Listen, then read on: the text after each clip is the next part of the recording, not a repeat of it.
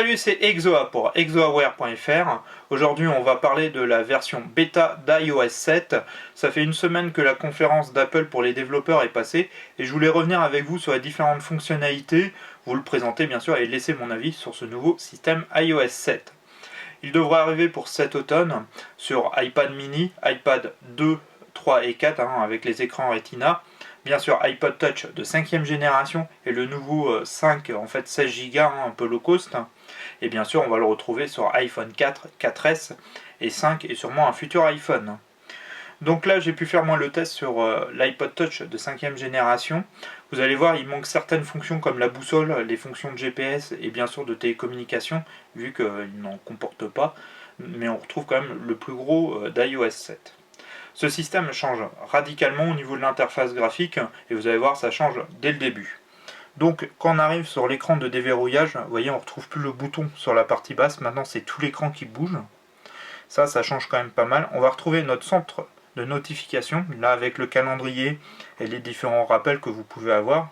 Si on fait tout, vous allez avoir les logiciels qui m'ont laissé des notifications. Donc si vous jouez à Clash of Clans, n'hésitez pas à rejoindre le clan ExoAware. Voilà, et puis on retrouve, vous voyez, un peu tout. Donc vous allez voir, des fois ça bug un peu, il peut avoir des problèmes d'interface graphique. On est bien sûr sur une version bêta, surtout la première.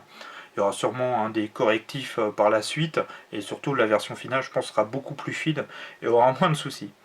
Donc on va aussi retrouver un centre de contrôle quand on va glisser, vous voyez, comme ceci, où on va retrouver notre mode avion, le Wi-Fi, le Bluetooth, le mode ne pas déranger et la rotation écran. Donc ça c'est vraiment bien. On va retrouver aussi pour le système de rétroéclairage de l'écran, pour le régler. La partie musique avec le réglage du son, le play, le piste avant, piste arrière. La fonction AirDrop qui arrive, donc un peu comme sur le macOS que vous retrouvez bien sûr sur les MacBook Pro, les iMac, on va pouvoir échanger en Wi-Fi certains fichiers, donc ça c'est vraiment très très bien. On va retrouver l'AirPlay, que ce soit vidéo ou audio, avec une borne AirPort Express ou une Apple TV. On va retrouver une fonction qui est plutôt sympa, que vous voyez, qui est lampe torche, minuteur. Donc voilà, et vous voyez ça sans avoir déverrouillé un écran, donc ça c'est assez impressionnant. Bon voilà, on revient à la calculatrice et l'appareil photo. Voilà, donc vraiment un centre de contrôle qui est complet, vous voyez, avec cet effet un peu flouté, donc plutôt sympa. Donc là on arrive sur notre écran d'accueil. Vous voyez, on retrouve quand même les 4 icônes dans le dock. On va retrouver messages, mail, Safari et musique. Donc message et mail, il y a eu un peu de notification, mais même pas grand chose. C'est surtout Safari qui est assez impressionnant. Où on va retrouver, vous voyez, cet effet de cover flow. Donc ça c'est plutôt intéressant. Et vous voyez, ça ouvre les pages sans problème. Il y a eu vraiment un très très gros progrès sur Safari. On peut retrouver une fonction, vous voyez, quand on clique dessus, de partage, par message, par mail, par Twitter, par Facebook ou par AirDrop. Donc ça c'est vraiment plutôt pas mal. On va retrouver bien sûr d'autres fenêtres. On peut en ouvrir plus que 8, où on était bloqué sur iOS 6. Vous voyez, on peut naviguer en privé. Il y a vraiment eu un gros progrès. Je vous fais vraiment une présentation. Je pense qu'il y en a d'autres qui ont pu le faire. Vous avez pu voir d'autres tests. Moi c'est vraiment, après vous laissez aussi mon avis. Donc vous allez retrouver après bien sûr l'écran FaceTime, ça il n'y a pas eu de changement. Le calendrier, vous voyez, beaucoup, vous voyez, on retrouve une interface maintenant blanche, assez plate. C'est plutôt bien travaillé. Alors, on aime ou on n'aime pas. Moi je trouve ça plutôt sympa. On va retrouver l'appareil photo aussi avec certaines fonctions qui ont été plus faciles d'accès. Donc là vous n'allez pas voir grand chose, mais bon, vous voyez, on retrouve en bas, on peut faire en mode carré, un peu comme Instagram, notre panorama. Donc quand vous prenez votre vidéo, vous glissez comme ceci, vous voyez, vous faites un balayage de cette façon-là, il n'y a pas de souci. Et on va retrouver le mode vidéo. Donc pareil, plutôt complet, on retrouve bien sûr toujours le HDR, il n'y a pas de souci là-dessus. Donc ça c'est plutôt pas mal. On va retrouver aussi, vous voyez, en cliquant 2 fois notre multitâche, un peu à la façon de WebOS, vous voyez, vous allez pouvoir quitter les applications comme ceci. Donc ça c'est plutôt pas mal, on retrouve les icônes ensemble. Vous voyez, je vous parlais de Clash of Clans, il est dessus. Donc on va le laisser ouvert, ça c'est pratique. On va retrouver l'heure, alors qu'en plus l'icône maintenant affiche l'heure exacte. La météo aussi, alors la météo, il y a eu de gros, vous voyez, de gros travail dessus. On voit maintenant d'une autre façon en fait les prévisions. On voit ce qui va se passer dans les heures qui suivent. Et ça vous donne un peu, vous voyez, la nuit, si c'est couvert ou pas. Donc ça c'est plutôt pas mal. Donc voilà. On va retrouver plan qui a été amélioré. Ça c'était pas un mal. Voilà, donc ça, pareil, on retrouve des nouvelles fonctions. Et pareil, avec le nouveau macOS qui devrait sortir, on va pouvoir synchroniser, retrouver différentes choses. Donc ça, c'est plutôt bien. On va retrouver bien sûr notre kiosque, ça, il n'y a rien d'exceptionnel. Musique, hein, je vais revenir vite fait dessus. L'interface, pareil, a beaucoup changé. Hein.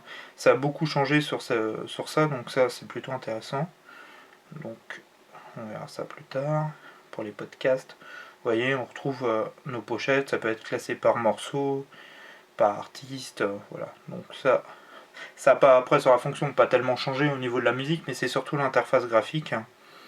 Nos réglages. Alors donc vous allez voir là pareil, il y a du gros changement. On retrouve bien sûr notre mode avion, le Wi-Fi, le Bluetooth, ça il n'y a rien d'exceptionnel. Le centre de notification, donc là vous allez pouvoir activer ou désactiver certaines fonctions. On va retrouver, vous voyez, pareil, notre centre de contrôle, ne pas déranger pour gérer le général. iCloud a aussi pas mal évolué, vous allez pouvoir synchroniser maintenant votre trousseau, alors avec macOS 10.9 Maverick, votre trousseau avec vos mots de passe, votre carte bleue, tout ça. Donc ça, il y a eu pareil une grosse évolution. On retrouve après dans les réglages, pareil, une fonction qui est plutôt intéressante et qui vient du monde un peu Android. C'est, je sais pas ça, c'était fond d'écran. On va pouvoir avoir des fonds d'écran dynamiques avec des bulles qui bougent quand on bouge le téléphone et ceci. C'est plutôt joli, mais c'est rien d'exceptionnel. On retrouve ça dans le monde d'Android. Donc en fait, il y a eu beaucoup de changements au niveau de l'interface graphique. Je vais venir vite fait sur l'horloge. Vous voyez, on retrouve le réveil, l'heure. Donc pareil, c'est l'interface qui a beaucoup changé. On va revenir un peu après sur les dossiers. Pareil, vous voyez, les dossiers, on peut maintenant mettre beaucoup plus d'applications. Donc avoir un seul dossier jeu et pas avoir jeu 1, jeu 2 ou jeu d'action et vice versa.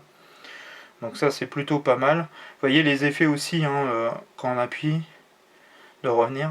Un effet aussi qui est plutôt intéressant, alors on va essayer de le montrer avec qui est l'effet parallaxe. Et vous voyez en fait quand vous bougez l'écran, le fond d'écran derrière en fait bouge. Et ça c'est plutôt assez impressionnant, ça donne un effet qui est assez curieux, mais je trouve que le rendu est vraiment superbe. Donc voilà, vous voyez, c'est quand même... il y a eu quand même une de gros changements au niveau de l'interface graphique. Hein.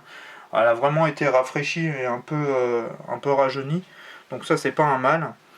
Alors, bien sûr, hein, les icônes ont été modifiées. Ils ont vraiment fait beaucoup de travail là-dessus. Alors, comme je vous disais, il y a des gens qui vont adorer. Moi, je trouve ça plutôt pas mal. Je trouve que ça lui donne vraiment un petit coup de jeune et ça lui a fait vraiment pas de mal. Et je trouve que les fonctions apportées sont plutôt bonnes. Je trouve vraiment le centre de contrôle très intéressant d'avoir mis en plus lampe torche. C'est des fonctions qu'on utilise souvent, le minuteur aussi. Ça évite d'avoir une appli qu'on a téléchargée qui avait souvent de la pub. Là, on l'a directement dessus, sous la main. Donc ça, c'est vraiment très bien. Ça, c'est vraiment un plus. Safari est vraiment devenu vraiment génial. Moi, le système pour naviguer dans les différents onglets, hein, je trouve ça plutôt pas mal. Je vous remonte vite fait ces effets-là. Je trouve ça vraiment très bien. Permet d'avoir vite fait un premier vu des différents onglets. Vous voyez, ça donne en plus un effet un peu 3D. Vraiment très bien.